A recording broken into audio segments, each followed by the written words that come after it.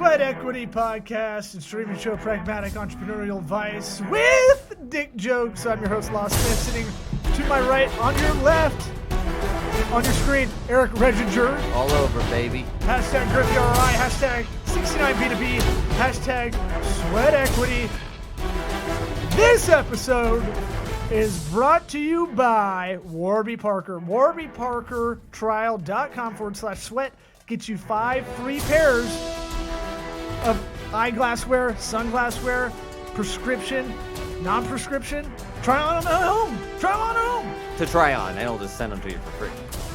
You pick them out. You gotta send some back. I got a big horse head. I pick them all out. I got them sent to me. Goes on the website, choose your animal, horse. Send them over. I said, John Alloway, horse face.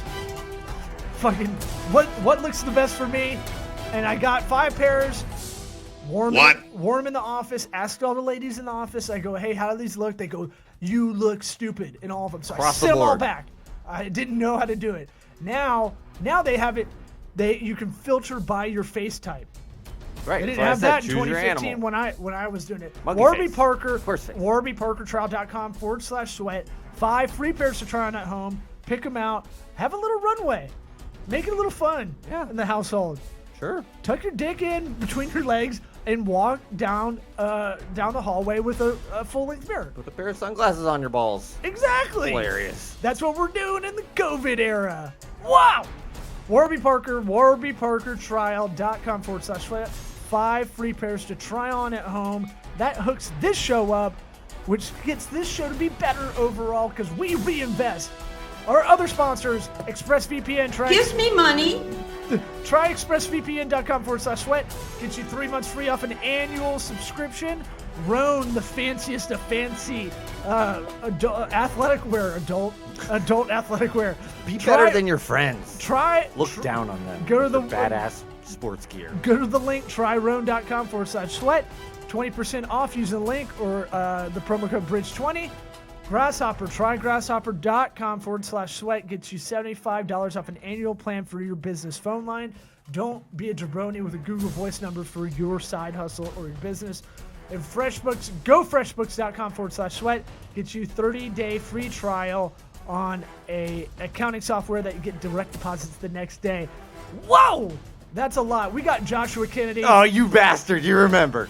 Damn it. From Imagine Affiliate I'm Marketing. sure you weren't going to remember to say his name. Yeah, and he brought his We'll do it live. Fuck it. His new employee on, Logan, that looks like he's the lead singer of the Crash Test Dummies. Fucking nailed it. Or Collective Soul, or Pearl Jam in the 90s. You guys are going to love it if you watch this on video, which is on YouTube, Facebook. Your mom's house. Yep, that's another podcast. Vimeo, LinkedIn, iTunes, Apple Podcasts if you want to listen, Spotify, Laughable app, and if you don't want Maps. if you don't want to hit our sponsors, just subscribe, rate, review. Give me money. Just if you see us, just Give me money. do that. Fuck, we got to do what hot girls do on all the dating apps. We need to make our own Venmo so people can send us stuff. Yeah. Let's get it going. Okay. Hotty toddy. What about my sweat equity? Sweat equity. Sweat equity. My sweat equity. My sweat equity.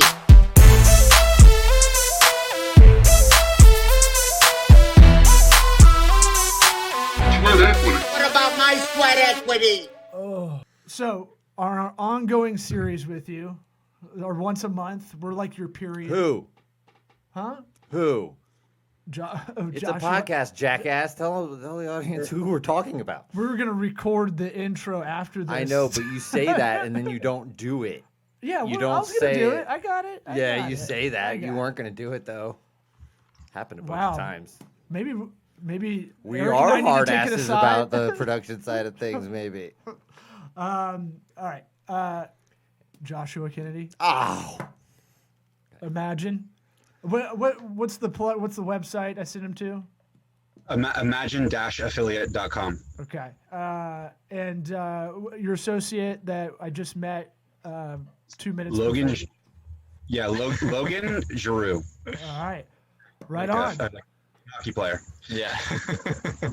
I did play hockey at anyway. Let's go.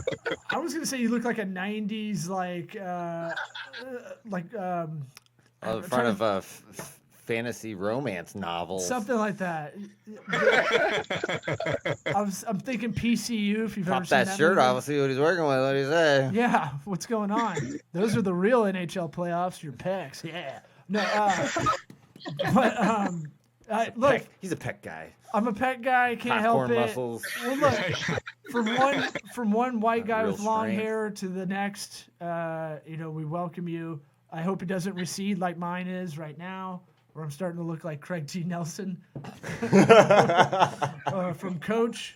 If you ever watch that sitcom, but it's gonna get there. It's all right. That's good. Yeah, maybe Elon Musk. That made me too happy. I don't know why that made me so happy. Elon Musk figured it out for himself. Maybe he'll that'll be one of his things. Have y'all ever seen the before and after when Elon Musk was PayPal Yeah. and like basically almost hair is all gone, and then now, Yeah, he Neuralinked it, told his brain to grow more hair. It's easy. Why can't he unleash that to everybody? Whatever he did, He's trying. that should be. Look, flamethrowers are great, and ventilators. We didn't really need them. It turns out. Yeah. Well, dude, have you seen the robot they had to build to implant the Neuralink brain thing? No, it scares It's me. like a crazy, super accurate robot that'll shoot the thing into your brain. Would y'all, if y'all were offered, would you ever do the Neuralink? I would need to know more about it for sure. No, don't Elon know. Musk doesn't tell you shit. He just walks up to you and he goes, You get to know nothing about it. "Do you want to do it or not?" Like he just does it in that creepy kind of. Doesn't have a South African accent, really. Weird. I don't know. I think I'd have to go no. You'd be the first one to get it. No, no one. I'd have to go no. No, it kind of creeps me out a little bit. Well, y'all like have a super- bright future ahead of you. Maybe that's why. Yeah. We're both like, sign me up. True as well. I don't need to take any high risk stuff like that, you know? Well, y'all look like you're living you're in Asheville right now. Right? Yeah. Looking for a new location for the business. Is that what I'm understanding? Yeah. Pretty much. Filling it out. What made you want to leave the hot spot of coronavirus of Florida? Well, because he's in Florida, I'm in Rhode Island for the most part. So he and I have been talking for, I don't know, 2 years now at this point? Yeah. We met back at a conference in California, and Aubrey Marcus is a podcaster as well. Uh-huh. He was in a full suit and tie, and I was barefoot in a rainbow colored shirt. That's how I want to imagine you. Yeah, with a hacky sack. But we just typecast very well. yeah, we just we continued talking. I was still in school doing computer science stuff. He was talking about how he wanted to start this business. I was like, hey man, I'm down for that because I don't know what the fuck I'm gonna do after school. And we just kept talking. He was starting this. I was kind of like a little cheerleader, yeah, let's do it. And now I'm actually starting to understand what the business model is.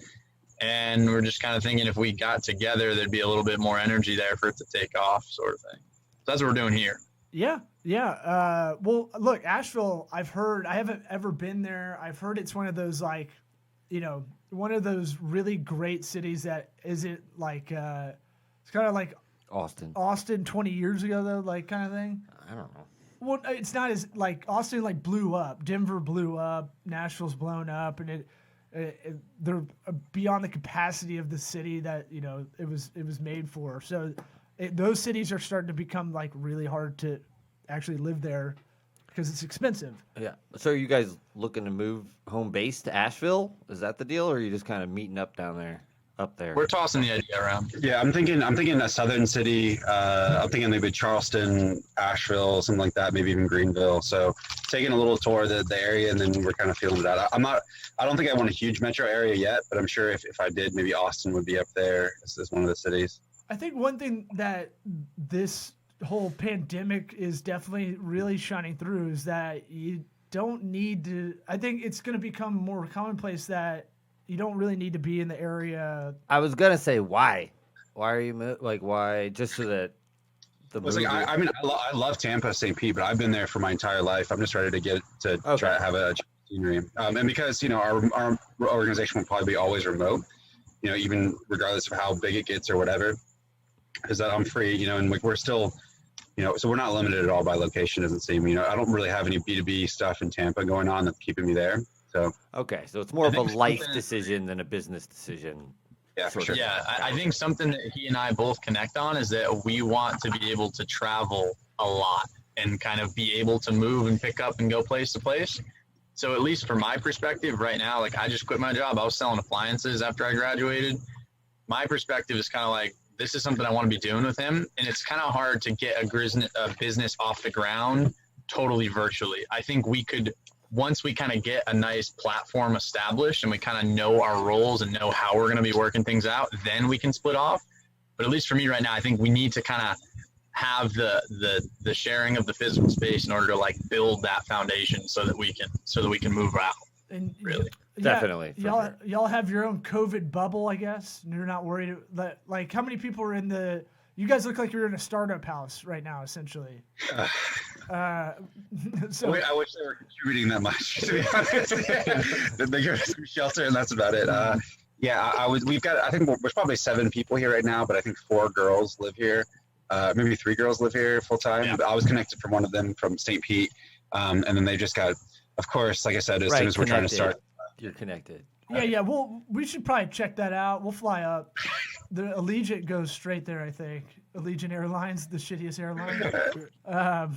But yeah, 4 girls. That doesn't sound bad. But, I mean, that's fun though. Like I'm envious that you guys look. You look very hopeful. What's stopping you? Stopping you? Later. No, I just it's one of those things where I'm looking at y'all and I feel I'm getting that vibe of like when I was in my 20s, you're just like excited to get You're that so thing going. Stupid. Yeah. We're in bad apples. Yeah, we're happy with being stupid right now. Exactly. Entertained. You enjoy it. You have that luxury, right? I mean, like a bit you can make For some. sure. A bit. Yeah. I'm not saying it like it's a bad thing. Okay. I mean, yeah, dude. Envious. Sorta. Not really. I don't know. I did plenty of that. You know, not necessarily You're my saying it like a personality. guy that didn't have plenty of that?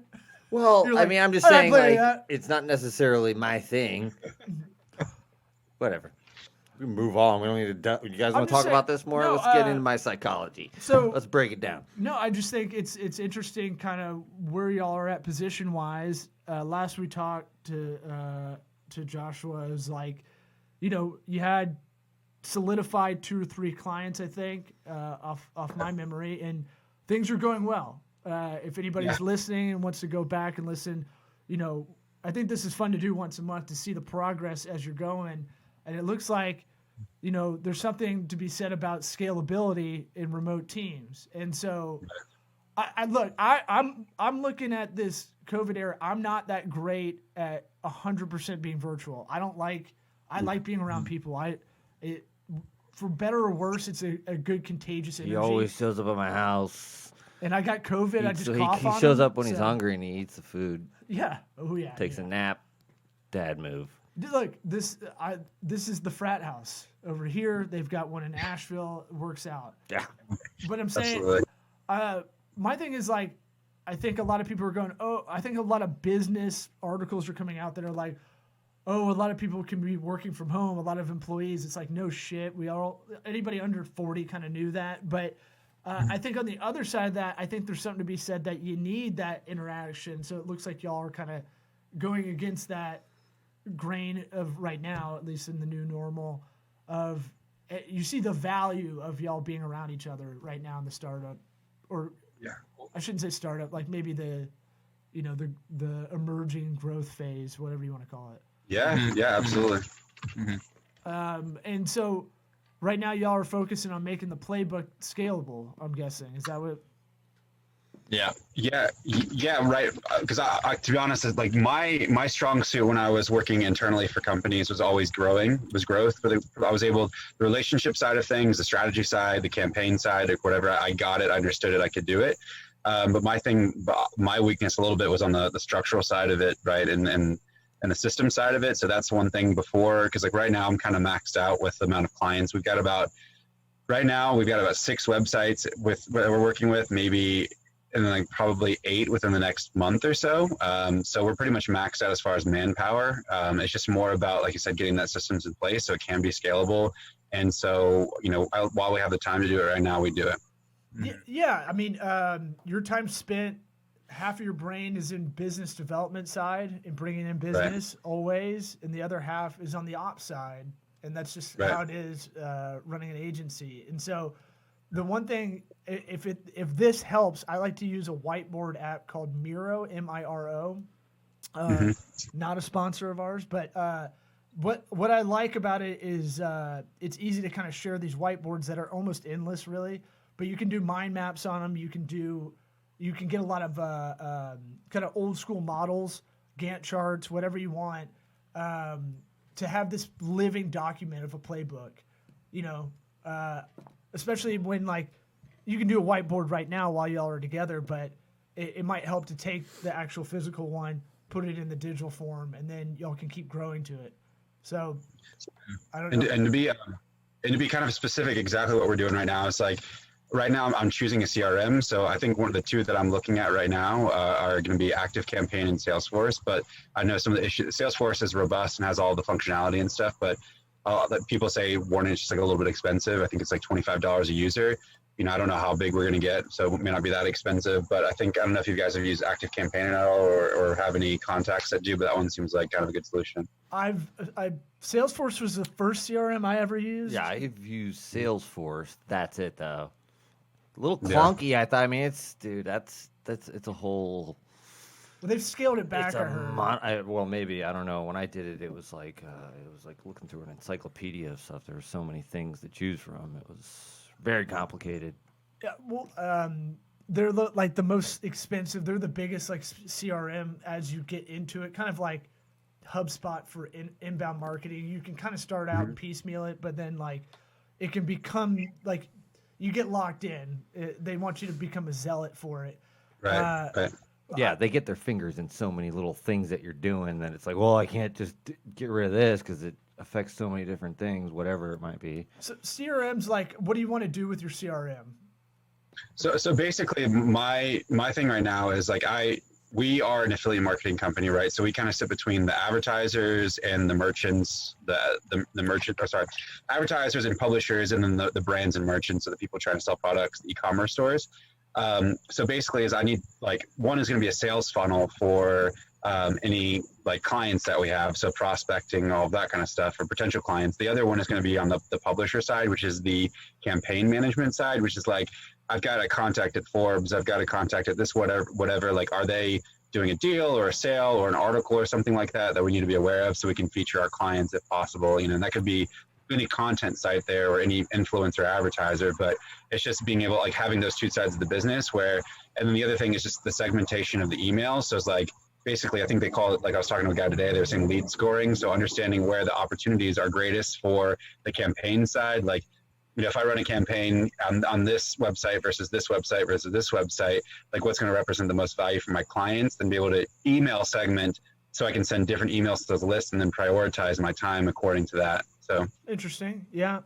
I'm a fan of Pipedrive. I don't know if you've used that before, because it has a visual sales funnel. It's more for sales. Right. I don't know if it's going to help you with that other half, but I like going into the dashboard. You can make, your sales funnel could be 5 phases: intro call, discovery meeting, follow-up meeting, and proposal, and then close, right?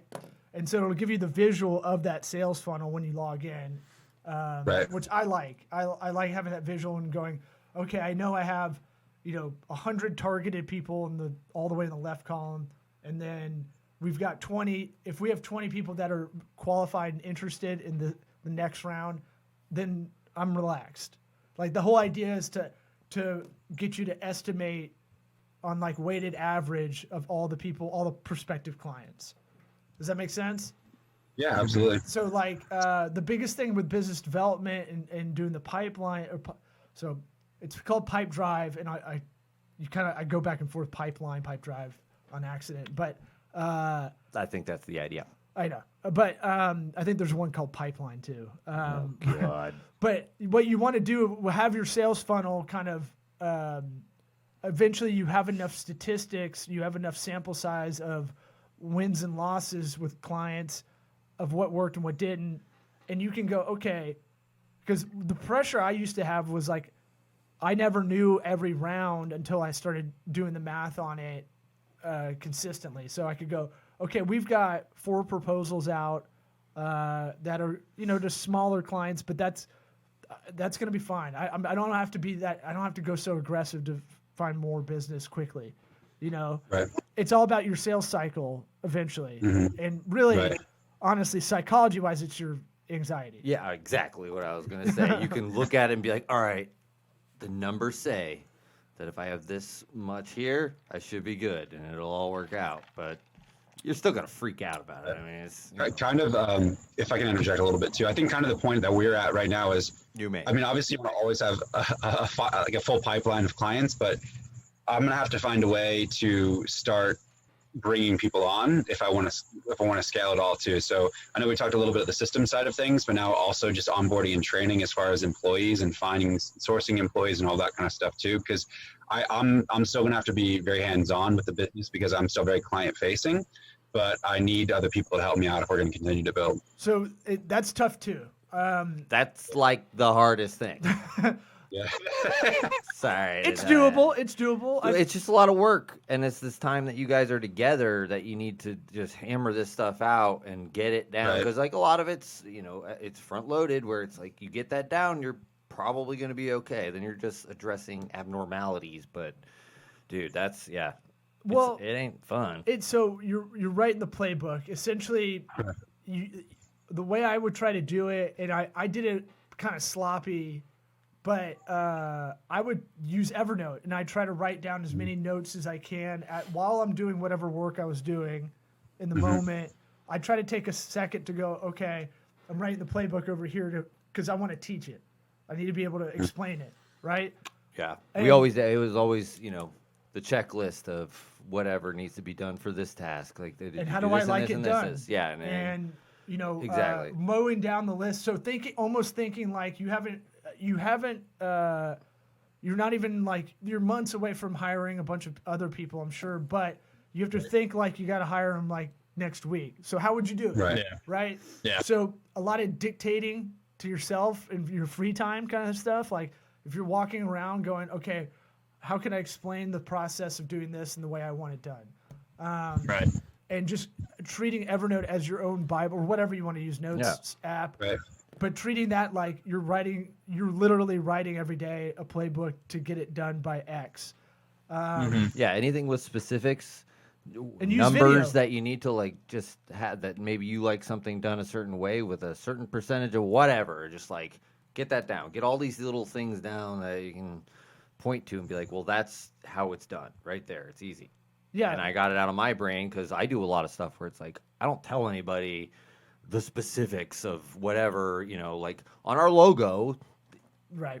the wording is tilted -9 degrees. Right. I didn't tell anybody that shit. Like, but I should write it down somewhere, probably, for whatever reason. And that's the sort of thing that's like, Or if like- you want to be serious about it, yeah, you should definitely write that down. We got pretty good at one point as like going back and forth with video, like and so like by yourself essentially going, hey, this is how I audit a website, for a client, and this is what I look for here, and here, and here, and then I, say this maybe, and so like we would use video a lot of the time to kind of at least capture it, right?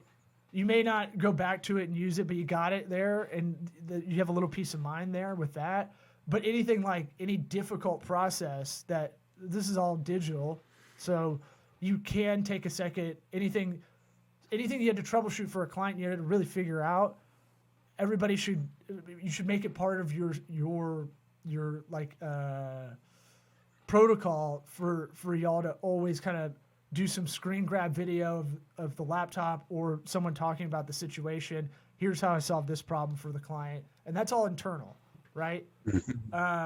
Now, eventually you might be able to turn those internal, problems you solved into marketing, a marketing content thing. But it's tough. It's not easy, but you have to go, all right, if I was an employee, if I was hired myself, essentially, how would I want it laid out? Right. Mm-hmm. And then as you're bringing on people, now you need to figure out what kind of brains you want, right? And Right. the video thing's very interesting because you want people that can learn. Like we've learned a lot just by filtering YouTube videos and watching those and gaining skills that way. It's in an ironic way. You have to have a lot of patience to be able to sit there and Yeah. and like Yeah. go through a lot of that stuff and learn how to do whatever app or whatever system. So anybody that can learn on the fly like that, not afraid to go, okay, give me anything, I'll figure it out. If there's some information I can work off of, a video's even better, Yeah, these days, somebody being like, don't even do that with me. Like, it's just like, well, did you try and Google it? Just try and Google it first, maybe. And anything you're Maybe teaching it's way him easier. right now, video it. Just put the phone Right. up and just record it. Yeah. Get the transcript done on Otter AI, and just What is it, the Clips app? I like Clips. It's on Does it everybody's auto? iPhone, and it'll burn. It'll take the subtitles, the captions, Mm-hmm. and it'll do it via Siri, but it'll capture that, so you can just do videos with those, and you never know if you're going to use it or not. But using video to your advantage is probably the best way to scale it quickly. Yeah, we've got a ton of useless videos of us pointing at each other, being like, "Oh, we got a visitor. Well, let me switch cameras. Who's that guy? Who's that guy walking by? Is that your roadie, bro? Weed's here. Yeah. Weed's here. All right, man. What's up? Nice to see you. That looks like Johnny Knoxville's son. Is that toilet paper and roses he had in his hands? He had Classic toilet paper combo. and roses. That was scripted, by the way. That was totally You worked really out. fucked up. Toilet paper and roses. I've never had that combo. So Perfect. what do you? I guess these are fun. These are kind of fun problems to tackle. That's how I kind of look at it in a nerdy kind of way. But you're in a good position. I mean, look, from when we talked to you the first time you came on, look, you've improved in an era where no one's doing that well. So hang your hat on that. Just generally, but look at these problems as these are luxury problems in one way. Yeah, right? sure. But you can get in that problem where, you always have to be thinking both sides of the brain as the agency owner, bringing in money and then getting the job done and keeping costs as low as you can.